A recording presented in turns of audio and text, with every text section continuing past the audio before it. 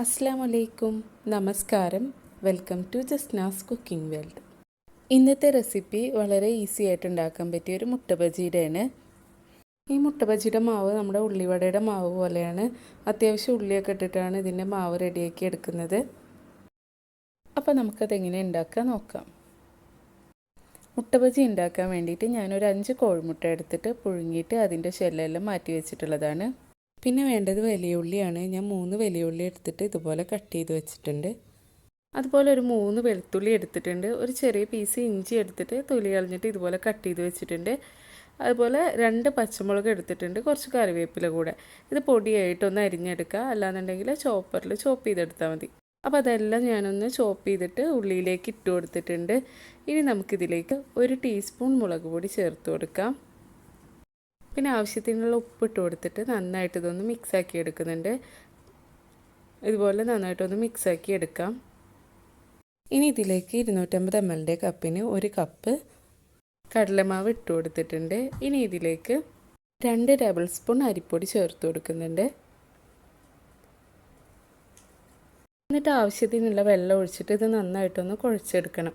അപ്പോൾ ഞാനിപ്പോൾ 250 ml കപ്പിന് 1 കപ്പ് വെള്ളം എടുത്ത് വെച്ചിട്ടുണ്ട്. അപ്പോൾ നോക്കിയിട്ട് കുറേശ്ശായിട്ട് ഒഴിച്ചു കൊടുത്തിട്ട് ഇതൊന്ന് നന്നായിട്ട് കൈ ഉപയോഗിച്ച് കുഴച്ചെടുക്കുന്നുണ്ട്.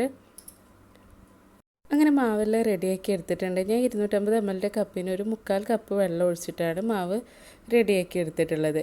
ഇനി നമുക്കിതിലേക്ക് മുട്ടയൊന്ന് കട്ട് ചെയ്തിട്ട് ഇട്ട് കൊടുക്കണം. അപ്പോൾ ഞാനൊരു മുട്ട 4 പീസാക്കി കട്ട് ചെയ്യുന്നുണ്ട്. ഇതുപോലെ കട്ട് ചെയ്തിട്ട് ഇതിലേക്ക് ഇട്ട് കൊടുക്കുന്നുണ്ട്, ഈ മാവിലേക്ക്. ഇനി നമുക്ക് മുട്ട ബജിയൊക്കെ ഉണ്ടാക്കിയെടുക്കാം. മാവിലൊന്ന് മുക്കിയെടുത്തിട്ട് അതിന് വേണ്ടിയിട്ട് ഞാനൊരു ചട്ടി ചൂടാക്കിയിട്ട് അതിലേക്ക് സൺഫ്ലവർ ഓയിൽ ഒഴിച്ചു കൊടുത്തിട്ടുണ്ടായിരുന്നു. ഓയിൽ ചൂടായി വരുമ്പോൾ നമുക്ക് അതിലേക്ക് ഓരോ മുട്ടയായിട്ട് മാവിൽ മുക്കിയിട്ട് ഇട്ട് കൊടുക്കാം. അപ്പോൾ ഇതുപോലെ മാവ് നന്നായിട്ട് മുട്ടയുടെ മേലെല്ലാം ആക്കി കൊടുത്തിട്ട് എണ്ണയിലേക്ക് ഇട്ട് കൊടുക്കാം. ഇതുപോലെ നമുക്കൊരു 3-4 ഇട്ട് കൊടുക്കാം.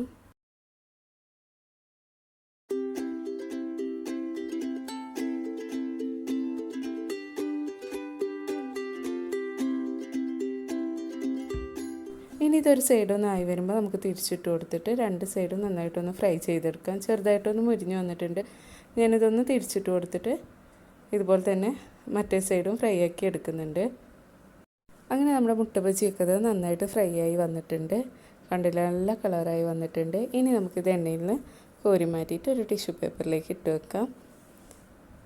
എന്നിട്ട് ഇതുപോലെ തന്നെ നമുക്ക് ബാക്കിയുള്ളതെല്ലാം ചെയ്തെടുക്കാം.